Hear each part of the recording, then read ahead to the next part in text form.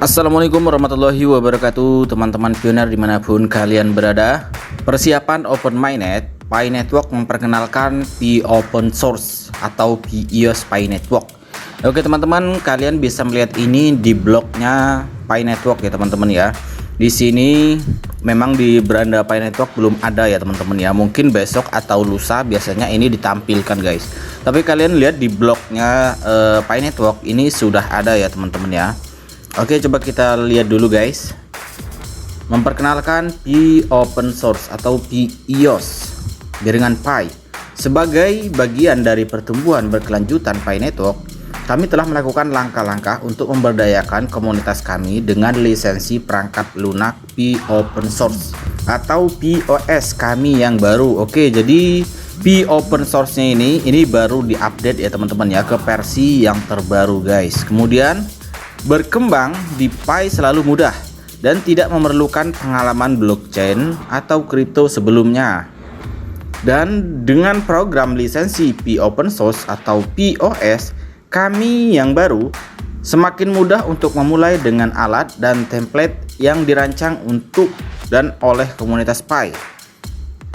POS dirancang untuk mendorong pengembang untuk membagikan kode mereka dan berkolaborasi dengan orang lain untuk memfasilitasi pengembangan aplikasi Pi yang berkualitas dan membangun ekosistem. Lisensi ini memungkinkan pengembang komunitas Pi untuk membuat dan menyumbangkan kode mereka dan membuatnya tersedia untuk digunakan oleh orang lain di ekosistem Pi. Oke ya. Jadi salah satu peranan dari Pi Open Source ini adalah pembuatan aplikasi ya teman-teman ya. Kemudian ini memiliki implikasi yang luar biasa untuk utilitas jangka panjang di jaringan Pi. Untuk pertama kalinya, komunitas pengembang Pi Network dapat membangun kontribusi satu sama lain. Oke, ini bisa diartikan kolaborasi ya teman-teman ya. Memanfaatkan kebijaksanaan kerumunan kolektif dari komunitas besar kami yang terdiri dari lebih 45 juta pengguna yang terlibat dengan mengkonsolidasikan pengetahuan kolektif dan upaya membangun pengembang komunitas. Pi Network bertujuan untuk membuatnya lebih mudah dari sebelumnya bagi orang untuk mengejar beragam ide dan proyek. Sumber daya umum ini akan mempermudah pembangunan di atas Pi, mendorong kontribusi bagi ekosistem aplikasi dan utilitas kami yang kuat oleh anggota komunitas Pi. Semuanya sambil menyediakan sumber daya yang dibutuhkan komunitas terdistribusi kami untuk membuat produk mereka sendiri. Kemudian, dengan akses ini, setiap pioneer dapat menggunakan dan memodifikasi repositori kode yang dilisensikan oleh pengembang komunitas lainnya di bawah lisensi POS. Lisensi ini secara eksklusif diperluas untuk digunakan dalam ekosistem Pi dan menyediakan segala macam opsi untuk memberdayakan pengembang saat mereka memulai perjalanan mereka. Kemudian, ini penting karena untuk pertama kalinya setiap pengembang di Pi akan memiliki akses ke pustaka template dan materi yang dapat diedit.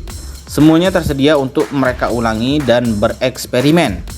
Basis pengetahuan Pi kolektif ini memungkinkan pioner untuk berkembang dan belajar dalam skala besar dan dari satu sama lain sambil menghemat waktu. Kemudian dengan POS, pengembang tidak perlu menemukan kembali roda. Sebaliknya mereka sekarang memiliki alat yang mereka miliki untuk segera mulai membangun. Kemudian pada akhirnya inovasi ini membantu Pi memenuhi tujuan jangka panjang kami untuk mendorong kolaborasi lintas yang berfokus pada pengguna. Melalui POS, kami berharap dapat lebih memberdayakan pengembang yang ingin berbagi basis kode mereka dengan komunitas secara luas dan menciptakan komunitas yang lebih dalam, lebih kompatibel dan kolaboratif. Diluncurkan pada awal hackathon kuartal 1 2023, POS telah memungkinkan pengembang komunitas Pi untuk tidak hanya membangun aplikasi Pi yang luar biasa, tetapi juga berkontribusi pada upaya pengembangan peserta hackathon lainnya. Faktanya, 7 tim pemenang hackathon dan sebutan terhormat membuat aplikasi mereka menggunakan POS, dan satu tim khususnya bertanggung jawab untuk melisensikan kode sumber bersama, di mana lusinan tim lainnya dapat membangun aplikasi mereka. Kemudian dengan POS menyediakan cetak biru mendasar untuk memulai pengembangan kolektif komunitas, kami melihat lebih banyak proyek berbasis utilitas dibangun di atas Pi dari pengembang yang memanfaatkan alat komunal kami. Harap kami adalah dengan mengizinkan pengembang komunitas Pi membuat aplikasi dan alat sumber terbuka untuk ekosistem Pi, komunitas akan terus berkembang. Oke teman-teman, jadi inilah pembaruannya ya teman-teman ya. Jadi memperkenalkan di open source. Nah, open source itu apa sih guys? Oke, di sini bisa kita lihat ya teman-teman ya, apakah yang dimaksud dengan open source. Oke, kita lihat di sini guys.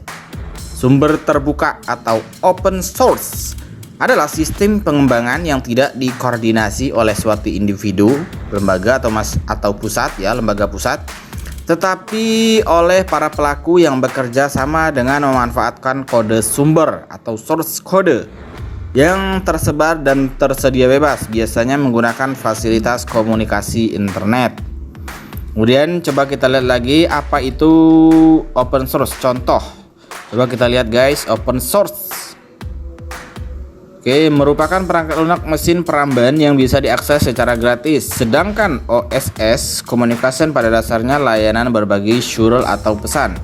Contoh open source software jenis ini adalah Mozilla Firefox ya, kemudian Mozilla Thunderbird, kemudian Pidgin. Oke, di sini ya, kalian tentu pernah dengar Mozilla ya. Itu contohnya ya teman-teman ya. Kemudian aplikasi open source apa aja? Oke, kita lihat di sini ya. Oke, di sini ada ya teman-teman. Berikut beberapa jenis perangkat lunak open source yang dapat dengan mudah Anda dapatkan sebagai pengganti perangkat lunak berbayar Anda yang mahal. Oke, di sini ada Linux ya. Kemudian GIMP, kemudian Mozilla ya. Ada banyak di sini guys. Ada sekitar berapa nih? 5 atau berapa nih? Kemudian di sini apa keuntungan open source? Kita coba lihat di sini guys. Lisensi open source tidak mengikat sehingga pengguna lebih bebas menggunakan, seperti memodifikasi, mendistribusikan, dan lain sebagainya. Pengguna tidak perlu khawatir dalam pemantauan atau peraturan tertentu dari developer. Oke. Kemudian di sini ada lagi nih, apakah iOS itu open source? Coba kita lihat guys. Oke, di sini perbedaan kedua yang cukup mencolok adalah Android dikembangkan dengan konsep open source, sedangkan iOS dikembangkan secara tertutup oleh Apple sendiri. Oke, Android ini ya teman-teman ya, itu salah satu contoh ya yang menggunakan konsep open source. Nah, ini hanya dipahami oleh orang-orang yang bekerja di bidang IT ya teman-teman ya. Hanya orang-orang yang bekerja di bidang IT guys. Kemudian di sini apa nih? Apakah WhatsApp open source? Coba kita lihat. Tidak seperti Telegram, WhatsApp bukan open source. Jadi tidak ada cara bagi peneliti keamanan untuk dengan mudah memeriksa apakah ada backdoors dalam kodenya WhatsApp. Tidak mau mempublikasikan kodenya, mereka melakukan hal yang sebaliknya. Oke. Jadi Telegram ini termasuk menggunakan teknologi open source juga ya teman-teman ya. Oke teman-teman, jadi itulah ya updatean di blognya Pi Network ya teman-teman ya. Biasanya informasi ini mungkin ya besok pagi atau besoknya biasanya akan di-share di beranda Pi Network ya teman-teman ya. Ya kita tunggu aja besok guys. Oke. Assalamualaikum warahmatullahi wabarakatuh.